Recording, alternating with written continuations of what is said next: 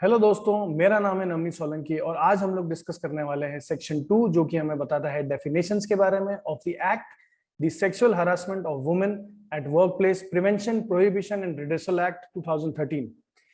ये सेक्शन हमें सभी डेफिनेशंस के बारे में बताएगा, इंटरप्रिटेशन वर्ड्स एंड फ्रेजेस के बारे में बताएगा।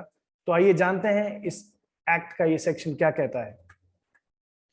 इस एक्ट के अंदर सबसे पहली डेफिनेशन आती है एग्रीव्ड वुमेन की, क्योंकि इस एक्ट का मेन कंसंट्रेटिंग फोकस पॉइंट एक वुमेन है at work place, women and work place and work place पे किए जाने वाले सेक्सुअल हरासमेंट के एक्ट्स, ये इस एक्ट का बेसिक फोकल पॉइंट है। इसीलिए this definition is the most important जो कि हमें एग्जाम पॉइंट ऑफ व्यू से पढ़नी चाहिए। Aggrieved women means in relation to a work place, यानी कि ऐसी कोई जगह जो कि एक वर्क प्लेस है, यानी कि जहां कोई भी कमर्शियल एक्टिविटी हो रही है या फिर ऐसी कोई भी एक्टिविटी हो रही है जहां पर लोग काम कर रहे हैं फॉर प्रॉफिट और फॉर लॉस। ध्यान रखिएगा, ऐसी कोई भी जगह जहां पर लोग काम कर रहे हैं फॉर कमर्शियल रीजंस, ऐसी कोई भी जगह पर अगर कोई women of any age whether employed or not, यानी कि ऐसी कोई भी महिला जो कि वहां पर एम्प्लॉयड हो या नहीं हो, and irrespective of her age, यानी कि 18 साल से ज्यादा भी हो सकती है एंड 18 साल से कम भी हो सकती है, यानी कि of any age whether employed or not, अगर ऐसी कोई महिला if she alleges against the respondent, यानी कि कोई ऐसा पर्सन जिसने act of sexual harassment commit किया हो उसके अगेंस्ट, अगर ऐसी कोई महिला ऐसे किसी भी एक्ट के लिए एलिगेशंस किसी भी इंसान पर लगाती है जिसे हम इस एक्ट के अंदर रेस्पोंडेंट कहेंगे, then in that case she is an aggrieved woman। अगर ऐसी कोई भी सेक्सुअल हरासमेंट की एक्ट किसी के भी अगेंस्ट कमिट किया जाता है, then that person is aggrieved woman। and ध्यान रखिएगा, she can be of any age and in relation to a dwelling place or a house, यानी कि अगर ऐसी कोई जगह है जहां पर किसी भी महिला को एम्प्लॉय किया गया है जो कि एक ड्वेलिंग प्लेस है, यानी कि रेजिडेंशियल पर्पसेस के लिए यूज करी जाती है, या फिर हाउस है। रेजिडेंशियल पर्पसेस के लिए यूज करी जाने वाली कौन सी जगह हो सकती है स्टूडेंट्स, यानी कि पीजी हो सकता है, पेइंग गेस्ट, या फिर ऐसा कोई भी प्रीमाइस जिसे रेजिडेंशियल पर्पसेस के लिए यूज किया जा रहा है। अगर वहां पर किसी भी वुमेन के अगेंस्ट ऐसा कोई भी एक्ट कमिट होता है जो कि सेक्सुअल हरासमेंट की डेफिनेशन के अंदर इंक्लूड होता है, देन अगर ऐसे केसेस में अगर कोई भी वुमेन एलिगेशन पुट करती है किसी भी पर्सन के खिलाफ, then in that case she is aggrieved women. ये है डेफिनेशन एग्रीव्ड वुमेन की। आई होप आपको समझ आ गया हो इसका डेफिनेशन। सबसे पहले when it comes to the work place, ऐसी कोई भी महिला ऑफ एनी एज जो कि एम्प्लॉयड हो या नहीं हो, अगर वो सेक्सुअल हरासमेंट के एक्ट के बारे में एलिगेशंस किसी भी पर्सन के अगेंस्ट पुट करती है, then in that case she is aggrieved women. या फिर सिमिलर सर्कमस्टांसेस के अंदर अगर कोई महिला ड्वेलिंग हाउस में या ड्वेलिंग प्लेस में एम्प्लॉयड है, देन इन दैट केस अगर वो कोई भी एलिगेशन पुट करती है, in that case she is the aggrieved women. ध्यान रखिएगा। फिर आता है इस एक्ट के अंदर डेफिनेशन ऑफ एप्रोप्रिएट गवर्नमेंट, यानी कि किस गवर्नमेंट को हम लोग रेफर करेंगे when it comes to the places या वर्क प्लेस जो कि गवर्नमेंट के बारे में रन करी गई हैं, यानी कि ऐसी कोई भी वर्क प्लेस जिसे गवर्नमेंट चलाती हो, और अगर वहां पर सेक्सुअल हरासमेंट का कोई एक्ट कमिट होता है, देन इन दैट केस किस गवर्नमेंट को हमें रेफर करना होगा, ये डेफिनेशन हमें वो बताती है। देखिए क्या कहती है ये definition, in relation to a work place which is established, owned, controlled or wholly और सब्सटैंशियली फाइनेंस्ड बाय फंड्स, यानी कि या तो ऐसी कोई भी जगह, ऐसा कोई भी वर्क प्लेस या एस्टैब्लिशमेंट जिसे गवर्नमेंट ने एस्टैब्लिश किया है, ओन करती है, कंट्रोल करती है, पार्शली या फुल्ली, यानी कि पार्शली या होलली, या आप इसे फुल्ली भी कह सकते हैं, फंड करती है, डायरेक्टली या इनडायरेक्टली। अगर ऐसे केसेस में अगर ऐसा कोई भी एस्टैब्लिशमेंट सेंट्रल गवर्नमेंट के द्वारा एस्टैब्लिश्ड है, then in that cases we are going to refer to the central government. या फिर यूनियन टेरिटरी एडमिनिस्ट्रेशन के अंडर अगर ऐसा कोई भी एस्टैब्लिशमेंट रन कर रहा है, then in that cases also we have to refer to central government, यानी कि सेंट्रल गवर्नमेंट के द्वारा एस्टैब्लिश करे गए एस्टैब्लिशमेंट या फिर यूनियन टेरिटरी एडमिनिस्ट्रेशन के द्वारा एस्टैब्लिश्ड किए गए एस्टैब्लिशमेंट्स, इन केसेस के अंदर हम लोग सेंट्रल गवर्नमेंट को अप्रोप्रिएट गवर्नमेंट कंसिडर करेंगे। या फिर स्टेट गवर्नमेंट अगर किसी भी ऐसे एस्टैब्लिशमेंट को रन करती है या एस्टैब्लिशमेंट को ओन करती है, इन दैट केसेस हम लोग स्टेट गवर्नमेंट को रेफर करेंगे, यानी कि ये वर्क प्लेसेस स्टेट गवर्नमेंट के अंडर आएंगी। ये हो गए सेंट्रल गवर्नमेंट के द्वारा रन किए गए एंड स्टेट गवर्नमेंट के द्वारा रन किए गए। लेकिन अगर ऐसा कोई भी और वर्क प्लेस है जो कि सब क्लॉज 1 के अंदर कवर नहीं हो रहा है, यानी कि हम ये नहीं पता लगा पा रहे हैं कि वो सेंट्रल गवर्नमेंट के द्वारा फंडेड है, ओन्ड है, या स्टेट गवर्नमेंट के द्वारा फंडेड है, ओन्ड है, देन इन दैट केसेस हम स्टेट गवर्नमेंट को अप्रोप्रिएट गवर्नमेंट कंसिडर करेंगे। देखिए क्या कहता है ये clause, in relation to any work place not covered under sub clause 1 and falling within its territory the state government, यानी कि सब क्लॉज 1 के अंदर वो कवर नहीं हुआ है एंड वो किसी टेरिटरी के अंदर फॉल करता है, यानी कि उसका प्लेस कहीं तो होगा। ये तो एक बहुत ही ऑब्वियस सी बात है कि वो कहीं ना कहीं एस्टैब्लिश्ड होगा। तो जहां भी वो जिस भी टेरिटरी में वो एस्टैब्लिश्ड है, उस टेरिटरी की स्टेट गवर्नमेंट को हम लोग अप्रोप्रिएट गवर्नमेंट मानेंगे। तो आई होप आप लोगों को ये समझ आ गया हो। आइए आगे चलते हैं। अगली डेफिनेशन हमें बताती है चेयरपर्सन के बारे में। चेयरपर्सन कौन होगा? चेयरपर्सन यहाँ पर ऐसा पर्सन है जिसे लोकल कंप्लेंट्स कमिटी का चेयरपर्सन बनने के लिए नॉमिनेट किया गया है अंडर सेक्शन 7 सबसेक्शन 1, जो कि हम आगे डिस्कस करने वाले हैं। यानी कि लोकल कंप्लेंट्स कमिटी का चेयरपर्सन की डेफिनेशन के अंदर इंक्लूडेड है, यानी कि लोकल कंप्लेंट्स कमिटी का हेड, उसका मेन ऑफिसर जो भी नॉमिनेट किया गया होता है उसे हम लोग चेयरपर्सन कहते हैं। अगली डेफिनेशन है डिस्ट्रिक्ट ऑफिसर। ऐसे ऑफिसर्स जिन्हें सेक्शन 5 के अंडर नोटिफाई किया गया है to be the district officer are included under this definition. अगली डेफिनेशन है जो कि बहुत ही इंपॉर्टेंट डेफिनेशन है, वो हमें बताती है डोमेस्टिक वर्कर्स कौन होते हैं, यानी कि मींस अ वुमन। यहां पर हम डोमेस्टिक वर्किंग के अंदर वुमेन की डेफिनेशन में एनी एज को भी इंक्लूड करेंगे, यानी कि a woman of any as जो कि एक डोमेस्टिक वर्कर होगी। ध्यान रखिएगा, women includes women of any as, यानी कि 18 साल से ज्यादा या 18 साल से कम, who is employed to do the household work in any household for remuneration whether in cash or kind, जिसे हमने हाउसहोल्ड वर्क करने के लिए एम्प्लॉय किया है either on remuneration of cash और काइंड, यानी कि या तो हम उसे सैलरी बेसिस पर रख रहे हैं, उसे कैश दे रहे हैं, सैलरी दे रहे हैं, या फिर काइंड में दे रहे हैं, यानी कि वो एक पर्टिकुलर काम कर रही है एंड उस काम के बदले में हम उसे कोई भी चीज दे रहे हैं। यानी कि अगर उसे कभी गाड़ी चाहिए तो हमने गाड़ी दे दी, कभी उसे कोई और चीज चाहिए तो हमने कुछ और चीज दे दी, in relation to the work done by the domestic worker, यानी कि उस औरत ने जो भी काम किया है उसके बदले में हमने उसे कोई चीज दे दी। या तो ये कैश और काइंड में दिया गया रेम्यूनरेशन कैन बी डायरेक्ट भी हो सकता है। अब यहां पर जो ये डोमेस्टिक वर्कर है,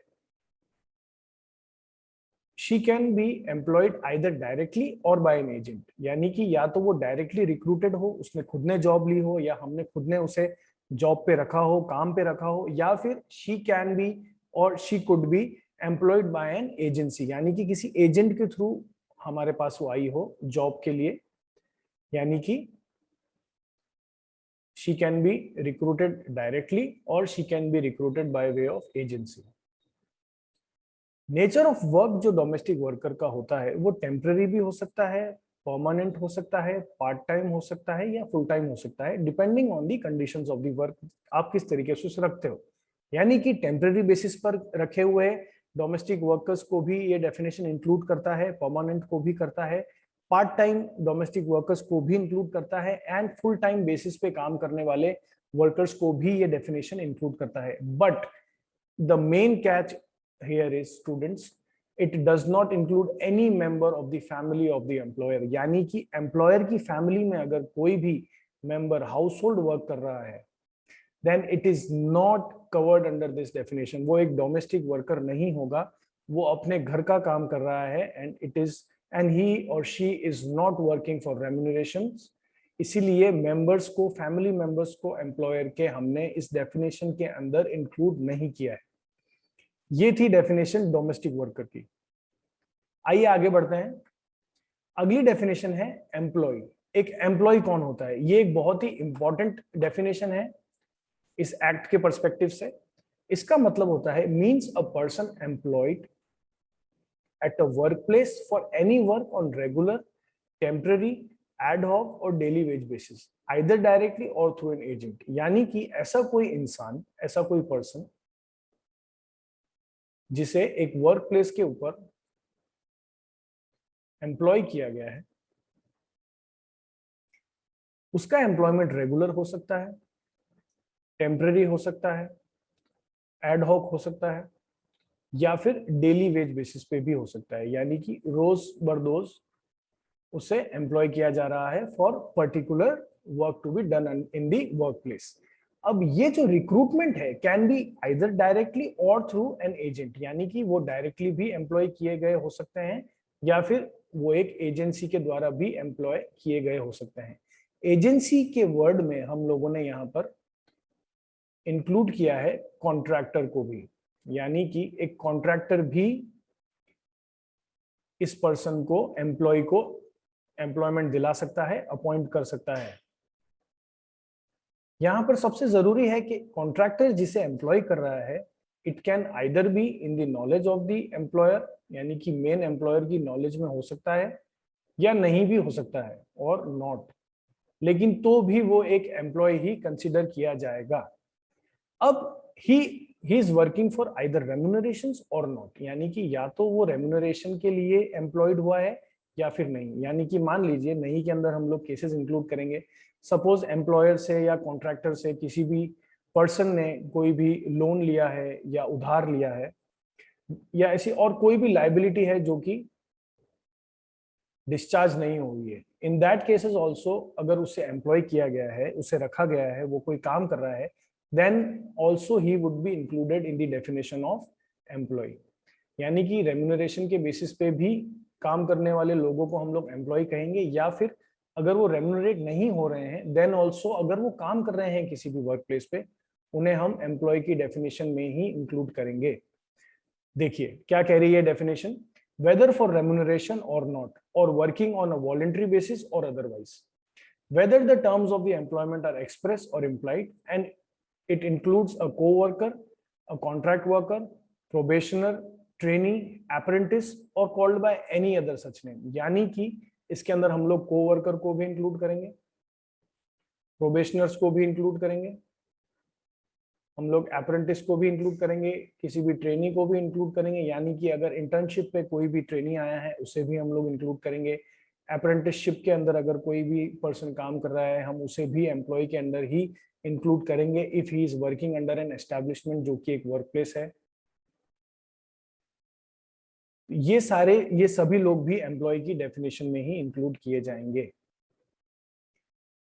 तो ये थी डेफिनेशन एम्प्लॉय की। एम्प्लॉय कौन हो सकता है? ऐसा कोई इंसान जो कि एक वर्क प्लेस पे एम्प्लॉय किया गया है for any work on regular, temporary, ad hoc और डेली वेज बेसिस। यानी कि ऐसे किसी काम के लिए जो कि रेगुलर नेचर का हो सकता है, टेम्पररी बेसिस पे हो सकता है, एडहॉक नेचर का हो सकता है, या फिर डेली वेज बेसिस का काम भी हो सकता है। यानी कि रोज रोज नया काम आता है, रोज रोज नए लोगों को अपॉइंट किया जाता है। ऐसे लोग भी एम्प्लॉय की डेफिनेशन के अंदर ही इंक्लूड किए जाएंगे।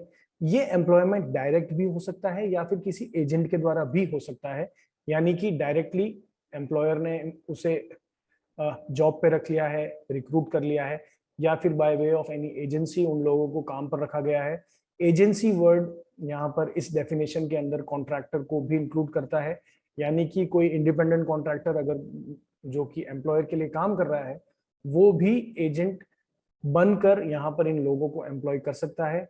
It doesn't matter, it is irrespective of the knowledge of the original employer. उसे पता हो या नहीं पता हो, उन लोगों को अगर कॉन्ट्रैक्टर ने एम्प्लॉय किया है तो वो एम्प्लॉय की डेफिनेशन के अंदर ही आएंगे। ध्यान रखिएगा स्टूडेंट्स। अब ये लोग जो ये काम कर रहे हैं, ये either they can be working on the basis of remuneration, या फिर नहीं भी हो सकता है कि वो कोई लाइबिलिटी को डिस्चार्ज करने के लिए काम कर रहे हो, या फिर किसी और रीजन की वजह से काम कर रहे हो।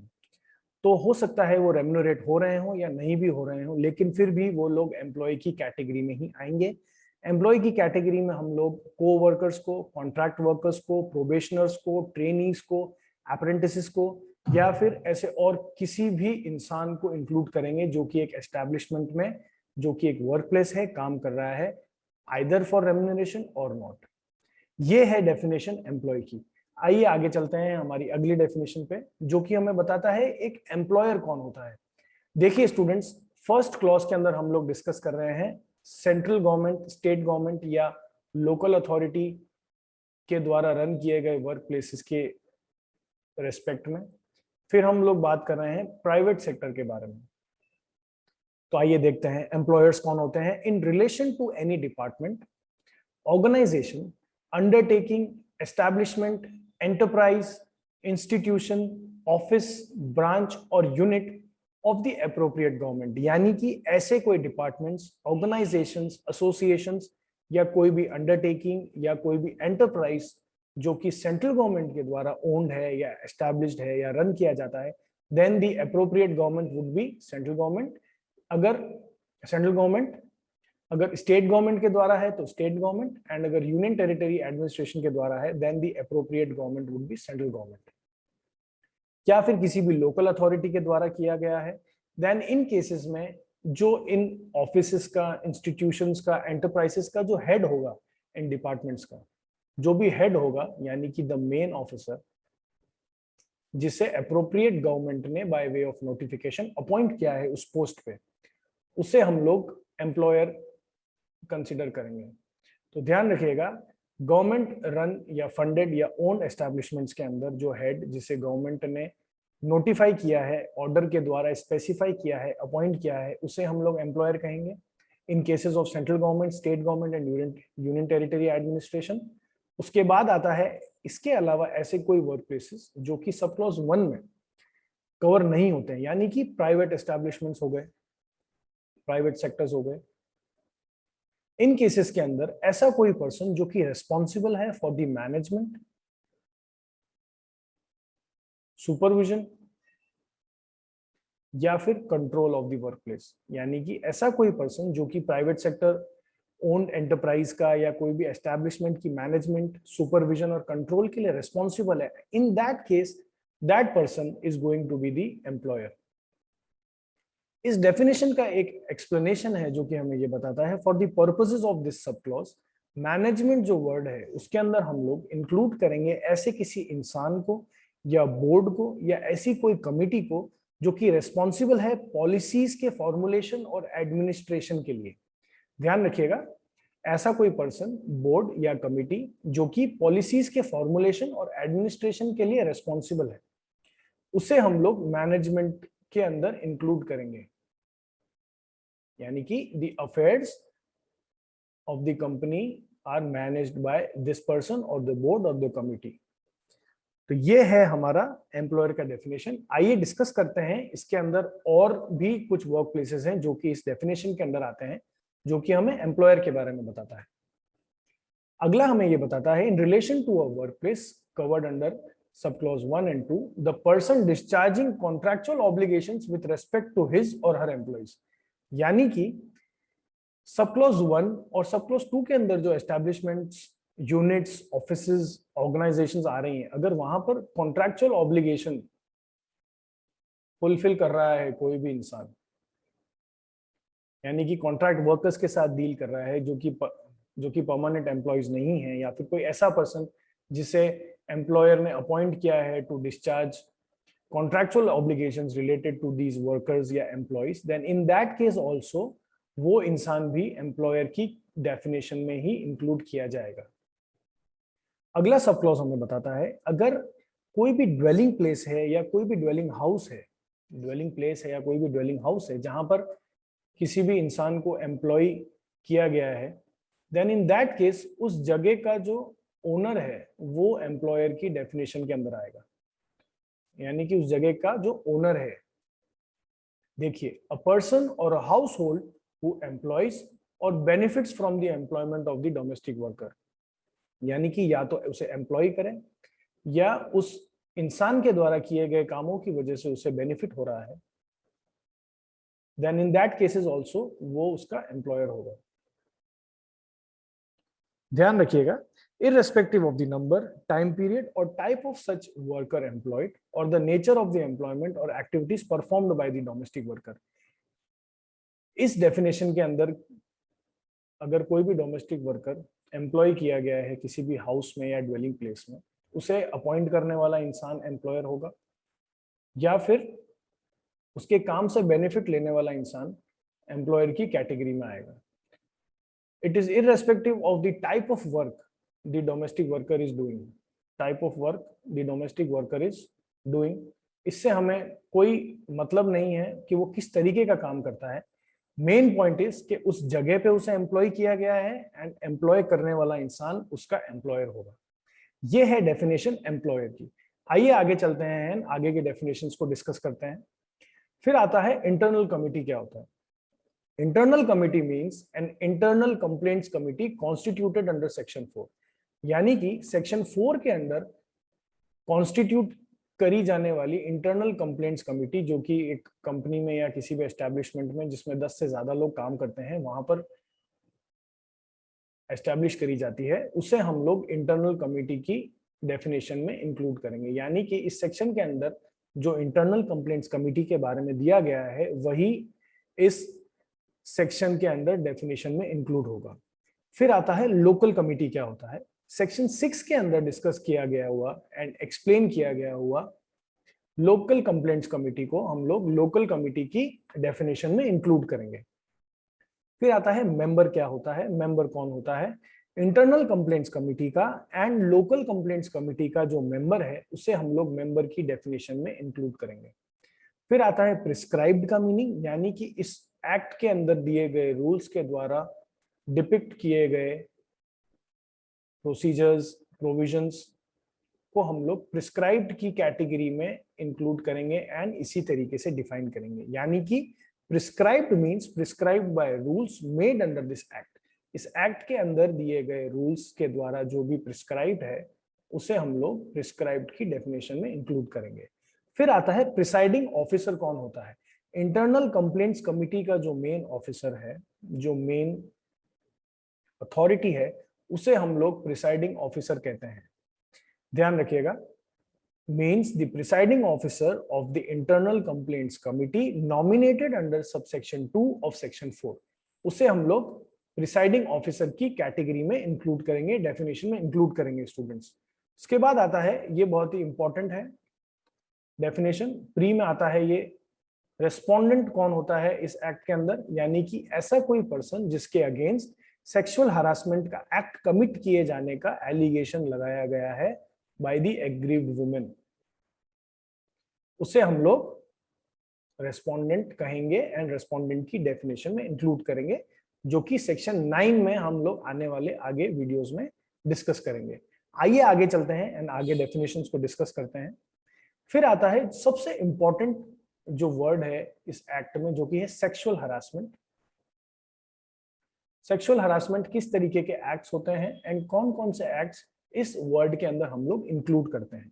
includes any one or more of the following unwelcome acts or behavior whether directly or by implication, namely, यानी कि एक या एक से ज्यादा, जो ये दे रखे हैं हमें यहाँ पर नीचे, या तो इनमें से कोई एक एक्ट कमिट किया गया हो या एक से ज्यादा किया गया हो, या इनके अलावा ऐसा कोई भी एक्ट जो कि अनवेलकम हो, जो कि एक महिला के लिए अनवेलकमिंग हो, या फिर ऐसा कोई एक्ट जो कि डायरेक्टली किया गया हो by the respondent, by the person who is alleged of having committed an act of sexual harassment, या फिर उसने डायरेक्टली कमिट किया हो या implications के थ्रू बताया हो, यानी कि जेस्चर्स के थ्रू बताया हो, या ऐसा कोई एक्ट के थ्रू बताया हो जो कि डायरेक्टली या एक्सप्रेसली इन नेचर नहीं है। यानी कि ऐसे एक्ट्स, पहला है फिजिकल कॉन्टैक्ट एंड एडवांसेस, यानी कि इस तरीके का फिजिकल कॉन्टैक्ट या एडवांसेस, यानी कि औरत की तरफ बढ़ना या उसकी तरफ चलते हुए या बढ़ते हुए कुछ ऐसे एक्ट्स करना जो कि अनवेलकमिंग हो एंड अनकंफर्टेबल हो महिला के लिए। ऐसे एक्ट्स को हम लोग फिजिकल कॉन्टैक्ट एंड एडवांसेस कहते हैं। ऐसे कॉन्टैक्ट्स जो कि अनवेलकमिंग हो, अनकंफर्टेबल हो एक महिला के लिए या अगेंस्ट हर कंसेंट हो। फिर आता है अ डिमांड और request for sexual favours. Sexual favours का डिमांड करना, रिक्वेस्ट करना is also included in the word sexual harassment. फिर आता है making sexually coloured remarks, women की बॉडी के बारे में या वुमेन के कैरेक्टर के बारे में ऐसे सेक्सुअल कमेंट्स करना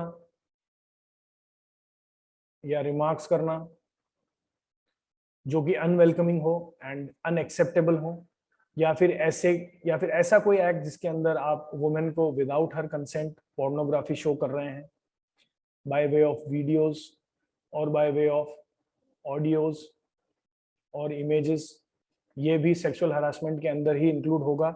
या फिर ऐसे और कोई दूसरे अनवेलकम एक्ट्स जो कि फिजिकल, वर्बल, नॉन वर्बल हो, जिनका नेचर सेक्सुअल हो, ऐसे एक्ट्स को भी हम लोग सेक्सुअल हरासमेंट की डेफिनेशन में इंक्लूड करते हैं। सो स्टूडेंट्स, ये है सेक्सुअल हरासमेंट का डेफिनेशन जो कि बहुत इंपॉर्टेंट है, ध्यान रखिएगा। सेक्शन 2 सब सेक्शन N इसके बारे में बताता है इस एक्ट का। आइए आगे चलते हैं। फिर आता है एक वर्क प्लेस क्या होता है। एक वर्क प्लेस क्या होता है, इसके अंदर फिर से हम लोग इसी को ही डिस्कस करेंगे, यानी कि ऐसे प्लेसेस जो कि गवर्नमेंट के द्वारा रन किए गए हों, गवर्नमेंट के द्वारा ओन किए गए हों, वो वर्क प्लेसेस, एंड ऐसे कोई वर्क प्लेसेस जो कि प्राइवेट सेक्टर हों। आइए पढ़ते हैं इनकी डेफिनेशंस, ये हमें क्या बताते हैं। Any department, organisation, undertaking, establishment, enterprise, institution, office, branch or unit which is established, owned, controlled or wholly or substantially financed by funds provided directly or indirectly by the appropriate government or the local authority or a government company or a corporation or a cooperative society। यानी कि ऐसी जगह, ऐसे establishments, ऐसी undertakings या ऐसी कोई भी offices या institutions जो कि गवर्नमेंट के द्वारा रन किए गए हों, यानी कि सेंट्रल गवर्नमेंट हो सकता है, स्टेट गवर्नमेंट हो सकता है, कोई भी ऐसी कोऑपरेटिव सोसाइटी हो सकती है जो कि सेंट्रल गवर्नमेंट या स्टेट गवर्नमेंट के द्वारा एस्टैब्लिश करी गई हो, या फिर ऐसा और कोई भी गवर्नमेंट कंपनी। ऐसी जगहों को हम लोग वर्क प्लेस कहेंगे जो कि सेंट्रल गवर्नमेंट के द्वारा रन करी गई हैं। देन इन केसेस के अंदर अप्रोप्रिएट गवर्नमेंट में हम लोग सेंट्रल गवर्नमेंट और स्टेट गवर्नमेंट को देखेंगे। उसके बाद आता है ऐसे ऑर्गेनाइजेशंस या ऐसी अंडरटेकिंग्स या एंटरप्राइजेस या इंस्टीट्यूशंस जो कि एक प्राइवेट सेक्टर ऑर्गेनाइजेशन या एक प्राइवेट वेंचर हो, जिसे कोई भी एक पर्टिकुलर पर्सन रन करता हो या ग्रुप ऑफ पर्सन रन करते हो, जहां पर वो लोग वोकेशनल ट्रेनिंग्स देते हैं, एजुकेशनल प्लेटफॉर्म्स हों, या फिर इंडस्ट्रियल वर्क्स करते हों, या हेल्थ सर्विसेज हों, या फिर वहां पर वो लोग प्रोडक्शन रिलेटेड काम करते हों, सप्लाई करते हों, मैन्युफैक्चरिंग करते हों। ऐसे जो एस्टैब्लिशमेंट्स हैं, अगर वो गवर्नमेंट के द्वारा ओन्ड नहीं है तो वो प्राइवेट सेक्टर यूनिट होंगे एंड वो भी वर्क प्लेस की डेफिनेशन के अंदर इंक्लूडेड है। आइए आगे चलते हैं। हॉस्पिटल्स एंड नर्सिंग होम्स को भी हम लोगों ने वर्क प्लेस की डेफिनेशन में इंक्लूड किया है, ध्यान रखिएगा स्टूडेंट्स। उसके बाद आता है ऐसे कोई भी sports institutes, stadiums, sports complexes या कोई भी कंपटीशन या गेम्स के वेन्यू भी वर्क प्लेसेस के अंदर इंक्लूड किए गए हों, भले ही वो इंडोर हो या फिर वो आउटडोर हो। ध्यान रखिएगा, ऐसी जगहों को भी हम लोगों ने वर्क प्लेस की डेफिनेशन के अंदर ही इंक्लूड किया है। या फिर ऐसी कोई भी जगह जिसे एम्प्लॉय अपने नॉर्मल कोर्स ऑफ एम्प्लॉयमेंट में फ्रीक्वेंटली विजिट करता हो, उन जगहों को भी हम लोग वर्क प्लेस के अंदर ही इंक्लूड करते हैं। एंड ऐसी कोई भी ट्रांसपोर्ट से रिलेटेड सर्विस जो कि एक एम्प्लॉयर ने एम्प्लॉयज के लिए चला रखी है, उसे भी हम लोग वर्क प्लेस में ही इंक्लूड करेंगे, because it is considered that उस सर्विस को यूज करते समय भी वो कोर्स ऑफ एम्प्लॉयमेंट के अंदर ही है। इसीलिए अगर फॉर एग्जाम्पल अगर कैब से कोई घर जा रहा है या ऑफिस आ रहा है, then also that cab is covered under workplace because it is run by the employer and hence it is covered under the definition of workplace। and फिर आता है कोई भी dwelling place या हाउस जहां पर हमने डोमेस्टिक वर्कर को हायर किया है, ऐसी जगहों को भी हम लोग वर्क प्लेस की डेफिनेशन में ही इंक्लूड करेंगे। ध्यान रखिएगा स्टूडेंट्स, ये हैं हमारे वर्क प्लेस से रिलेटेड एरियाज एंड प्रीमाइसेस जिसे हम वर्क प्लेस में इंक्लूड करते हैं। आइए आगे चलते हैं। अब आती है सेक्शन 2 की लास्ट डेफिनेशन, जो कि हमें बताती है अनऑर्गेनाइज सेक्टर के बारे में। In relation to a work place, यानी ऐसा कोई जगह जो कि एक वर्क प्लेस है जहां पर लोग काम कर रहे हैं, मीन्स एन एंटरप्राइज ओन्ड, और यानी कि ऐसी कोई एंटरप्राइज या ऐसी कोई जगह या ऐसा कोई भी एस्टैब्लिशमेंट जिसे इंडिविजुअल्स ने ओन किया है या फिर सेल्फ एम्प्लॉयड वर्कर्स वहां पर काम करते हो, यानी कि उनका कोई एम्प्लॉयर नहीं हो, वो सभी लोग मिलजुल कर वहां काम करते हैं। एंड वो काम करते दौरान वो लोग प्रोडक्शन की एक्टिविटी में अपने आप को इन्वॉल्व कर रहे हो, सेल में इन्वॉल्व कर रहे हो, या किसी भी प्रकार की सर्विसेज को वो लोग प्रोवाइड कर रहे हो, then in that case that place is to be considered as workplace, and वो वर्क प्लेस अनऑर्गेनाइज्ड सेक्टर बन जाएगी जब अगर वहां पर 10 से कम लोग एम्प्लॉयड हैं। अगर वहां पर 10 से कम लोग एम्प्लॉयड हैं, then that work place would be considered as unorganised sector. ध्यान रखिएगा स्टूडेंट्स, फॉर एग्जाम्पल बहुत सारे हाईवे ढाबाज होते हैं, रोड साइड स्टॉल्स होती हैं, ये सभी जो एस्टैब्लिशमेंट्स हैं they are run by privately owned enterprises, या फिर वहां पर सेल्फ एम्प्लॉयड वर्कर्स काम करते हैं। एंड वहां पर 10 से कम अगर लोग एम्प्लॉयड हैं, then it is considered to be an activity under unorganised sector. यानी कि जो भी रेडी वाले होते हैं, जो भी ठेले पे हमें खाना खिलाते हैं या कोई भी चीज को बेचते हैं, वहां पर अगर 10 से कम लोग एम्प्लॉयड हैं एंड अगर वो किसी भी ऐसी एक्टिविटी में इन्वॉल्व हैं जो कि प्रोडक्शन करती हो, सेल ऑफ गुड्स करती हो, या किसी भी प्रकार का सर्विसेज को प्रोवाइड करती हो, then that would be included under unorganised sector. So students, ये था section 2 of the sexual harassment of women at workplace prevention act 2013। आने वाले वीडियोस में हम लोग इस एक्ट के बचे हुए सेक्शंस को डिस्कस करेंगे। Till then, thank you and good bye.